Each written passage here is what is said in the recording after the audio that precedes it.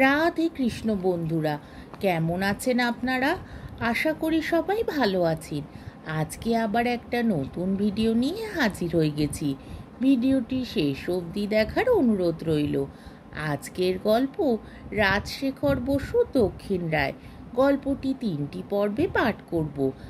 আজ প্রথম পর্ব। চ্যাটুর্জে মশাই বলিলেন, বাঘের কথা যদি বলো তো রুদ্রপ্রয়াগের বাঘ। ইহা কেঁদো সুন্দরবন থেকে সেখানে গ্রীষ্মকালে হাওয়া বদলাতে যায়, কিন্তু এমনই স্থান মাহাত্ম্য যে কাউকে কিছু বলে না। সব তীর্থযাত্রী কিনা কেবল সাহেব ধরে ধরে খায়। বিনোদ উকিল বলিলেন, খাসা বাঘ তো এখানে গোটা কতক আনা যায় না? চটপট স্বরাজ হয়ে যেত। স্বদেশি বোমা চরকা কাউন্সিল ভাঙা কিছুরই দরকার হতো না। সন্ধ্যাবেলা বংশলোচন বাবুর বৈঠকখানায় গল্প চলিতেছিল। তিনি নিবিষ্ট হইয়া একটি ইংরাজি বই পড়িতেছেন। তার শালা নগেন এবং ভাগ্নে উদয় এরাও আছে। চ্যাটুর্জে হুকায় 1 মিনিট ব্যাপী একটি টান মারিয়া বললেন, তুমি কি মনে করো সে চেষ্টা হয়নি? হয়েছিল নাকি? কই, রাউডাল রিপোর্টে তো সে কথা কিছু লেখেনি। ভারী এক রিপোর্ট পড়েছ। আরে গভর্নমেন্ট কি সব জানতা? ব্যাপারটা কি হয়েছিল খুলে বলুন না। চ্যাটুর্জে ক্ষণকাল গম্ভীর থাকিয়া বলিলেন, নগেন বলিল, বলুন না চ্যাটুর্জে মশাই। চ্যাটুর্জে উঠিয়া দরজা ও জানলায় উকি মারিয়া দেখিলেন। তারপর যথাস্থানে আসিয়া পুনরায় বলিলেন, বিনোদ বলিল, দেখছিলেন কি? চ্যাটুর্জে বলিলেন, দেখছিলুম হরেন ঘোষালটা আবার হঠাৎ এসে না পড়ে। পুলিশের গোয়েন্দা, আগে থেকে সাবধান হওয়া ভালো। বংশলোচন বই রাখিয়া বলিলেন, ওসব ব্যাপার নাই বা আলোচনা করলেন। হাকিমের বাড়ি ওরকম গল্প না হওয়াই ভালো। চ্যাটুর্জে বললেন, ঠিক কথা, আর ব্যাপারটাও বড় অলৌকিক, শুনলে গায়ে কাঁটা দেয়। না, যাক ও কথা। তারপর উদো, তোর বউ বাপের বাড়ি থেকে ফিরছে কবে? বিনোদ উদয়কে বাধা দিয়া বলিলেন, ব্যাপারটা শুনলেই তো দোষ কি? চলুন আমার বাসায়, সেখানে হাকিম নেই। বংশলোচন বলিলেন, আরে না না, এইখানেই হোক। তবে চ্যাটুর্জে মশাই বেনি সিডিশাস কথাগুলো বাদ দিয়ে বলবেন। চ্যাটুর্জে মশাই বলিলেন, মা ভই, আমি খুব বাদশাদ দিয়েই বলছি, বেশি দিনের কথা নয়।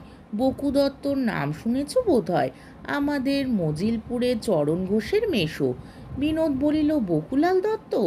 কপালিটোলায় যার মস্ত বাড়ি ইমপ্রুভমেন্ট ট্রাস্ট ভাঙছে, তিনি তো মারা গেছেন শুনেছি, কাউন্সিলে ঢুকতে পারেননি বলে মনের দুঃখে। চ্যাটুর্জে বলিলেন, ছাই শুনেছ, বকুবাবু আছেন, তবে এখন সেনা দুষ্কর। 1 আনা খরচ করলেই দেখে আসতে পারো, কেবল রবিবার বিকেলে 1 টাকা। বিনোদ বলিল, কিরকম? চ্যাটুর্জে বলিলেন, বুদ্ধির দোষে বেচারা সব নষ্ট করলে। অমন মান অমন ঐশ্বর্য, বাবার কৃপা হয়েছিল, কিন্তু শেষটায় বকুর মতিচ্ছন্ন হলো। বিনোদ বলিল, কোন বাবা? চ্যাটুর্জে বলিলেন, বাবা দক্ষিণ রায়। উদয় বলিল, আমার এক পীর শ্বশুর নাম দক্ষিণামোহন রায়। চ্যাটুর্জে বললেন, উদো তুই হাসালি। পীর শ্বশুর নয় রে উদো, দেবতা, কাঁচা খেগো দেবতা, বাঘের দেবতা। চ্যাটুর্জে হাত জোর করিয়া 3 বার কপালে ঠেকাইলেন। তারপর সুর করিয়া কহিতে লাগিলেন, নমামি দক্ষিণ রায় সোঁদর মনে বাস, হোকলা উলুর ঝোপে থাকেন 12 মাস। দক্ষিণেতে কাকদ্বীপ শাহাবাজপুর, উত্তরেতে ভাগীরথী বহে যত দূর, পশ্চিমে ঘাটাল, পূবে বাগলা পরগনা, এই সীমানার মাঝে প্রভু দেন হানা। গোবাগা শার্দুলচিতে লক্কর হুড়ার, গেছোবাগ কেলোবাগ বেলেবাগ আর, ডোরাকাটা ফোটাকাটা বাগনানা জাতি, 363 ঘর প্রভুর যে জ্ঞাতি। প্রতি অমাবস্যা হয় প্রভুর পুণ্যাহ, যত প্রজা ভেট দেয় মহিষ বরাহ। ধুমধাম নিত্যগীত হয় সারা নিশি, গাঁক হাঁক হাঁক ডাক কাঁপে 10 দিশি। কলাবৎ 6 বাঘ 36 বাঘিনী, ভাজেন তেয়রতালে হালুম্বু রাগিনী। ডেলা ডেলা পেলা দেন শ্রী দক্ষিণ রায়, হরষিত হজ্ঞা সবে কামড়িয়া খায়। প্রভুর সেবায় হয় জীবহিংসা নিত্য, প্রহরে প্রহরে তার জ্বলে ওঠে পিত্ত। বড় বড় জন্তু প্রভু খান অতি জলদি, হিংসার কারণে তার বর্ণ হইল হলদি। ছাগল শুয়ার গরু কি হিন্দু মুসলমান, প্রভুর উদরে যাজ্ঞা সকলে সমান। পরম পণ্ডিত দেহ ভেদজ্ঞান নাগী, সকল জীবের প্রতি প্রভুর যে খাগি। দোহাই দক্ষিণ রায় এই করো বাপা, অন্তিমে না পাগি যেন চরণের থাপা। বিনোদ বলিলেন, উপাচালি কোত্থেকে পেলেন? চ্যাটুর্যে বলিলেন, রায়মঙ্গল। আমার একটা পুঁথি আছে, 300 বছরের পুরনো। সেটা নেবার জন্যে চিমেন মিত্তিরে ঝুলোঝুলি। ছোকরা তার উপর প্রবন্ধ লিখে ইউনিভার্সিটি থেকে ডাক্তার উপাধি পেতে চায়। 150 অবধি দিতে চেয়েছিল, আমি রাজি হইনি। প্রবন্ধ লিখতে হয় আমি লিখব, নারী জ্ঞান আছে, ডাক্তার হতে পারলে বুড়ো বয়সে একটা সম্বল হবে। বিনোদ বলিল, যাক, তারপর? চ্যাটুর্যে বলিলেন, বকুলাল বাবুর কথা বলছিলুম। 15 বৎসর পূর্বে তার অবস্থা ভালো ছিল না। পরিবার দেশে থাকতো।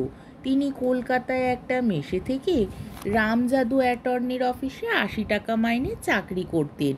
রামজাদু বাবু তার ক্লাস ফ্রেন্ড, সেই সূত্রে চাকরি। এখন বকুবাবুর একটু হাত টান ছিল। বিপক্ষের ঘুষ খেয়ে একটা সমন ধরাতে দেরি করিয়ে দেন। রামজাদুবাবু কড়া লোক, ছেলেবেলার বন্ধু বলে রেয়াত করলেন না। ব্যাপার জানতে পেরে বকুলালকে যাচ্ছে তাই অপমান করলেন। বকুবাবু তেরিয়া হয়ে চাকরিতে ইস্তফা দিয়ে বাসায় চলে এলেন। মন খারাপ। মেষের বামুনকে বললেন, রাত্রে কিচ্ছু খাবেন না। তারপর হেদোর ধারে গেলেন মাথা ঠান্ডা করতে। রাগের মাথায় চাকরি ছাড়লেন, কিন্তু সংসার চলে কিসে? পুঁজি তো সামান্য। রামজাদুর ওপর প্রচণ্ড আক্রোশ হলো। আরে উকিল বাড়ি অমন একটু আধটু উপরি অনেকে নিয়ে থাকে, তা বলে কি পুরনো বন্ধুকে অপমান করতে হয়? আচ্ছা, এর শোধ একদিন বকুলাল নেবেনি। রাত 9টায় মেসে ফিরে এলেন। মেষ ফাঁকা। সেদিন শনিবার, সব মেম্বার থিয়েটার দেখতে গেছে। বকুলাল নিঃশব্দে বাসায় ঢুকে দেখতে পেলেন রান্নাঘরের ভিতর। নগেন বলিল, দক্ষিণ রায়? চ্যাটুর্যে বলিলেন, রান্নাঘরের ভেতর মেষের ঝি বকুবাবুর পশ্চিমী আসনে, যেটা তার গিন্নি বুনে দিয়েছিলেন, তাতেই বসে তারই থালায় লুচি খাচ্ছে। মাসের ঠাকুর তাকে বাতাস করছে। ঝি আধ হাত জিভ কেটে 1.5 হাত ঘুমটা টানলে। অন্যদিন হলে বকুবাবু কুরুক্ষেত্র বাঁধাতেন, কিন্তু আজ দেখেও দেখলেন না। চুপটি করে ওপরে গিয়ে বিছানায় শুয়ে পড়লেন। তারপর অগাধ চিন্তা, কি করা যায়, কোত্থেকে টাকা আসবে। তার এক বিধবা পিসি হুগলিতে থাকেন, বিপুল সম্পত্তি।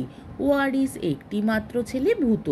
ভূতছোড়া অতি হতভাগা, অল্প বয়সে অধঃপাতে গেছে, কিন্তু পিসি তাকে নিয়েই ব্যস্ত।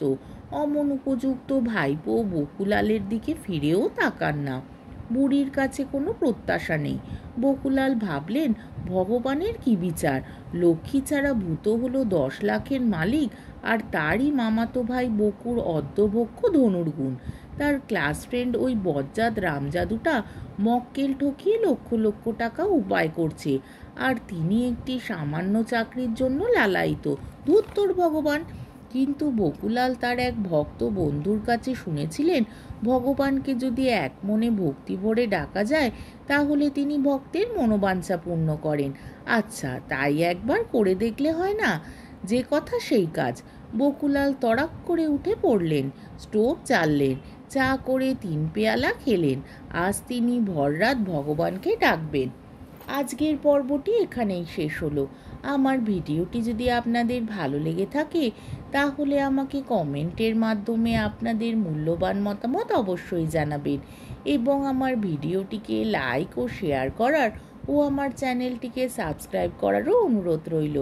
তাহলে আজকের ভিডিওটা এই অবধি। পরের দিন আবার এই গল্পেরই 2য় পর্ব নিয়ে হাজির হয়ে যাব।